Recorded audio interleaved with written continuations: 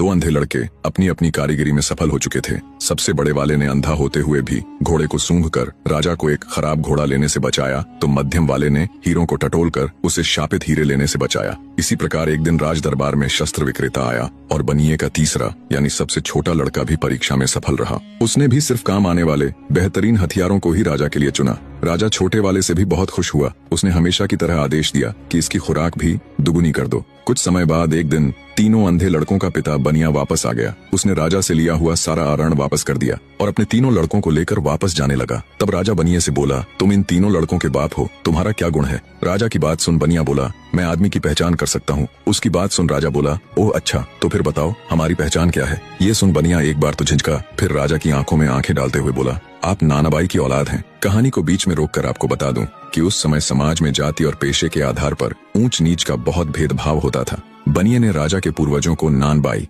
यानी एक रोटी या ब्रेड बनाने वाले के वंशज कहकर यह जताने की कोशिश की कि राजा किसी राजवंश से नहीं बल्कि एक साधारण पृष्ठभूमि से आया है। फिर से कहानी में चलते हैं। आगे बनिया बोला, जब भी मेरे लड़कों ने अपनी अद्वितीय पहचान दिखाते हुए कोई अद्भुत कार्य किया तो आपने उन्हें कोई पुरस्कार न देकर हर बार उनकी खुराक यानी खाना ही बढ़ाया है। इतना सुनते ही राजा के पूरे तन बदन में आग लग गई। क्रोध में अंधे राजा ने हुक्म देकर न सिर्फ बनिए को बल्कि उसके तीनों पुत्रों को भी मौत के घाट उतरवा दिया। इतनी कहानी कह दैत्य दंभिकासुर राजा विक्रमादित्य से बोला, बताओ बनिए को उसके लड़कों समेत मारने वाला राजा पाप का भागी बना या नहीं? राजा विक्रमादित्य बोले, खून का असर भला कभी जा सकता है क्या? बनिए को समझदारी से काम लेना था, अपने कारण वह बेटों समेत मौत की गोद में समा गया। इसमें पाप का भागी राजा नहीं बल्कि वो बनिया ही था। राजा विक्रमादित्य की बात सुन दैत्य दंभिकासुर बोला, तुमने बिल्कुल ठीक कहा विक्रमादित्य। इतना कह दैत्य चुप हो जाता है। उसे अनुभव होता है जैसे उसके हर सवाल के जवाब के साथ उसकी शक्ति कम होती जा रही है। उसने देवताओं को प्रसन्न कर जो वरदान लिया था उस कारण वो गुत्थियों के दिए गए सही जवाबों को झुठला भी नहीं सकता था।